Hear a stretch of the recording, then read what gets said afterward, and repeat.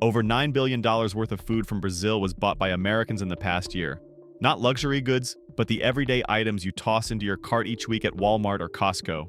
Now, with just one shift in import policy, that entire supply chain is facing costs that have jumped more than 50%. And you already know what that means. Price tags won't wait for you to adjust.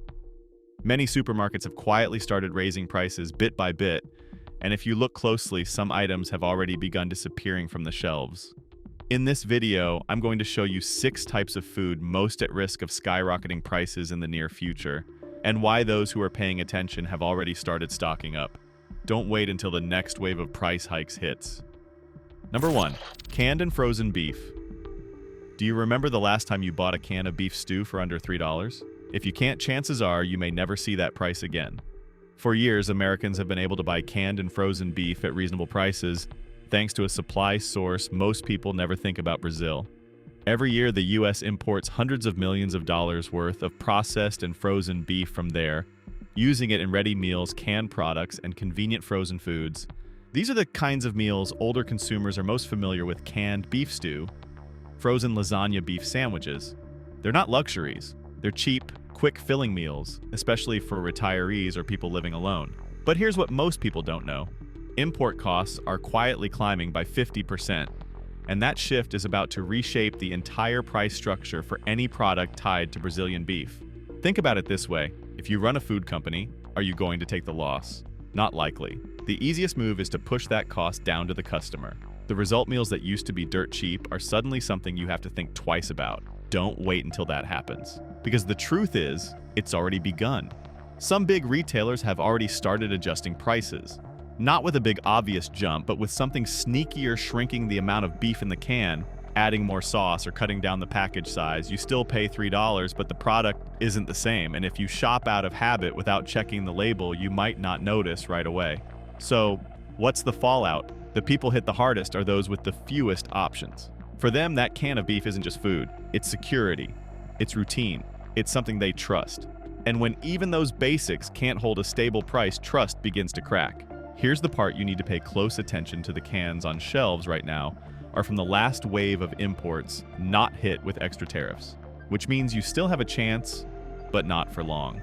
Once the supply chain turns over to the new shipments, everything changes. Familiar names like Great Value, Hormel, Stag, and even Kroger's private labels could all be affected. And the sad part, no one will warn you when it happens. You'll only realize it once your favorite can of beef costs 80 cents more or weighs less than half a pound.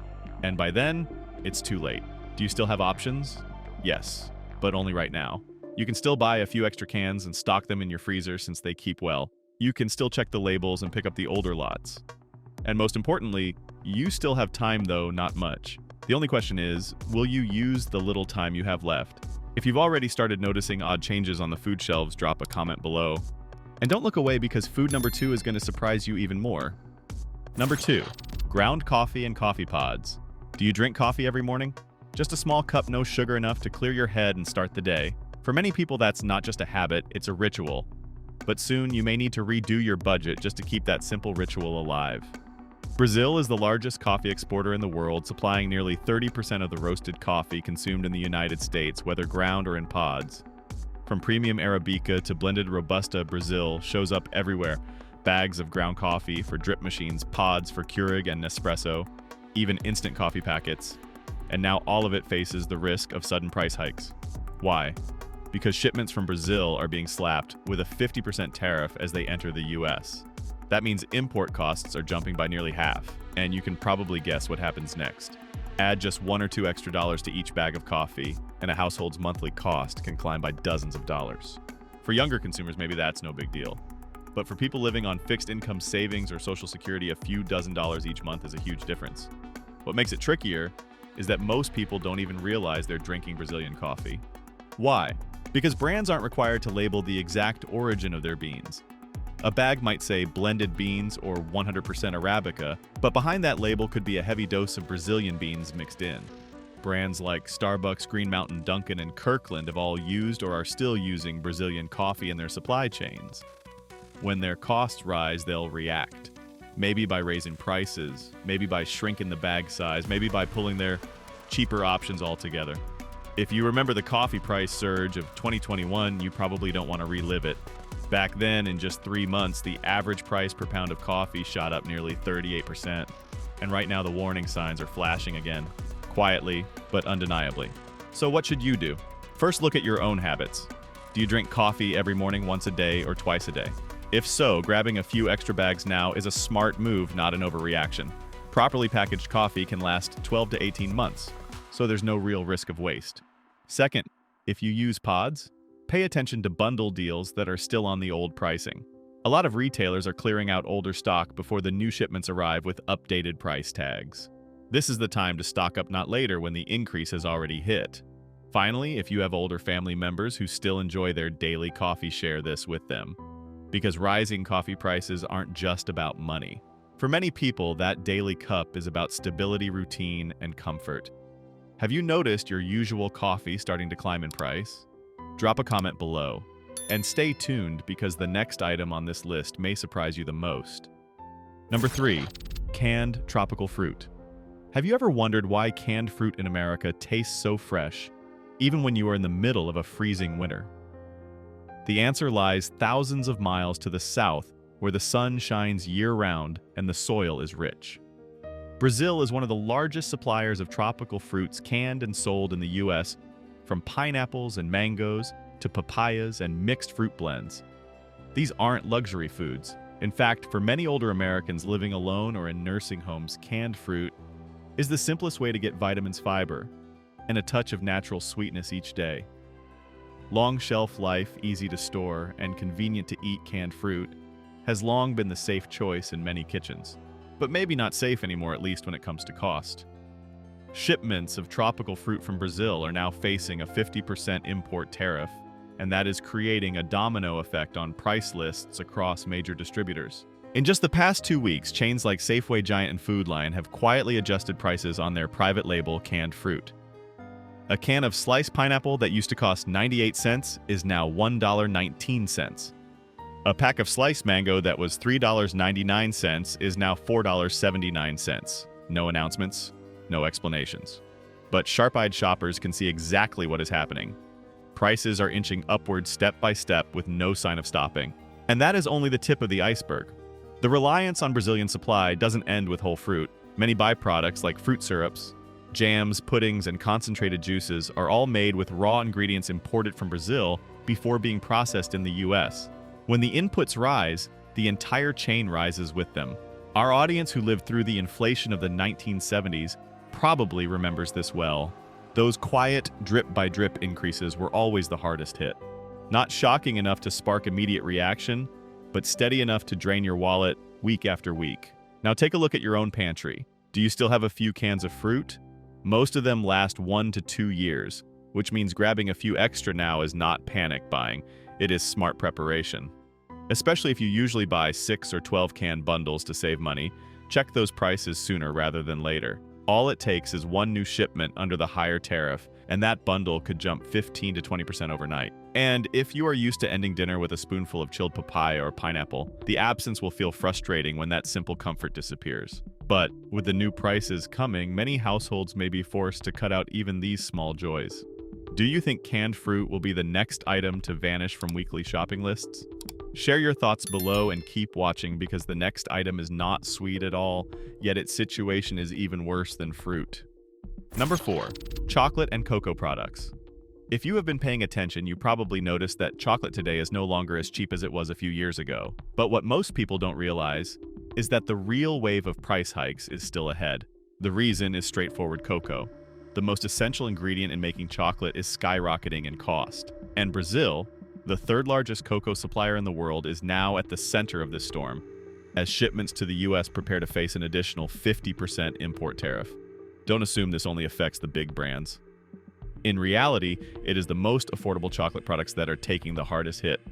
The cheap chocolate bars by the checkout counter at Walmart, the bulk bags of chocolate drops at Dollar General, the cocoa-filled snack cakes you stock up on at Sam's Club. All of them are being pushed to the breaking point. Many small and mid-sized manufacturers have already stopped bringing in new shipments, or they are switching to blends made with lower quality cocoa, which noticeably changes the taste.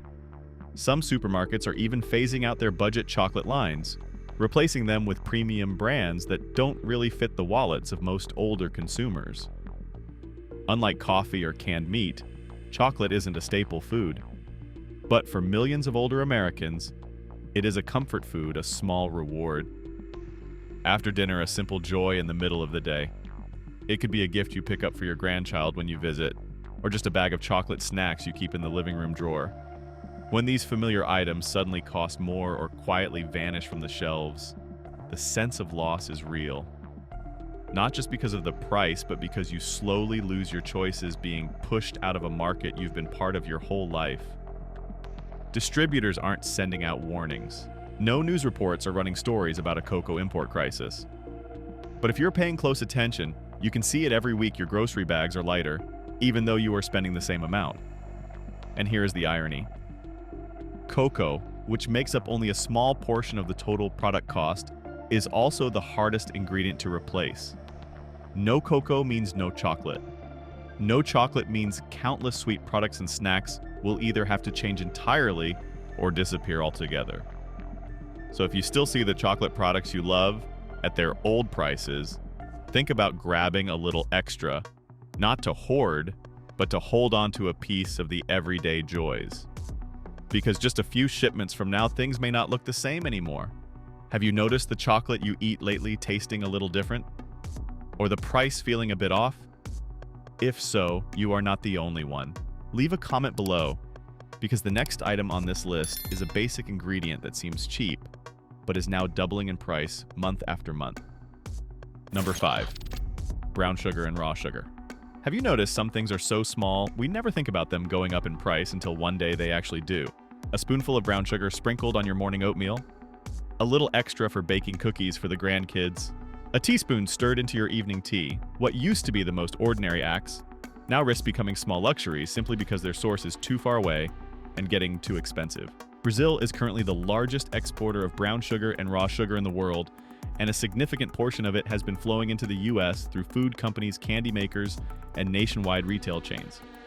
It is no coincidence that lately, a number of bakery brands, breakfast cereal makers, and organic beverage companies have quietly started changing recipes or even pulling products off the shelves. Just in the past quarter, the wholesale price of raw sugar in Brazil jumped more than 30%, and it is set to climb even higher once new tariffs push import costs up by nearly half. The problem is not some figure on a financial report. It is right there in that little bag of brown sugar you pick up at the grocery store for $2, which could suddenly be $3.50 without any warning. What makes it worse is that nobody really sees this coming, whoever thinks about stocking up on sugar. But look around your own kitchen. How many items in there contain brown sugar cereal, whole wheat bread, almond milk, BBQ sauce? Almost everything does. That is why financial analysts call this the silent price storm. It is not loud. It does not spark panic. But week after week, products made with brown sugar quietly tick up in price by a few cents, and shoppers are left unsure how to react since the real cause stays out of sight. Here is what is more concerning, because Brazil leads the global raw sugar market. Any disruption in its supply sends ripple effects worldwide. Which means even if you are buying something labeled Made in USA, the ingredients inside may still be hit by the same price surge, because manufacturers have no other option. If you cook at home often, or if you have a family member with diabetes who uses brown sugar to manage glucose levels, this price spike will touch your daily life directly. And it is not just about paying more. It could force changes in eating habits because familiar products suddenly feel like they are no longer worth buying. I am not suggesting you stockpile sugar like people did during the pandemic. But at the very least, if you see a 2 or 3 pack of brown sugar still selling at the old price, that might be the last time you see it. After the next shipments come in under the new tariff, distributors will not be able to hold the line on prices much longer. Have you noticed baked goods, cereals, or syrups feeling a little off in price lately? If so, leave a comment because you are not the only one.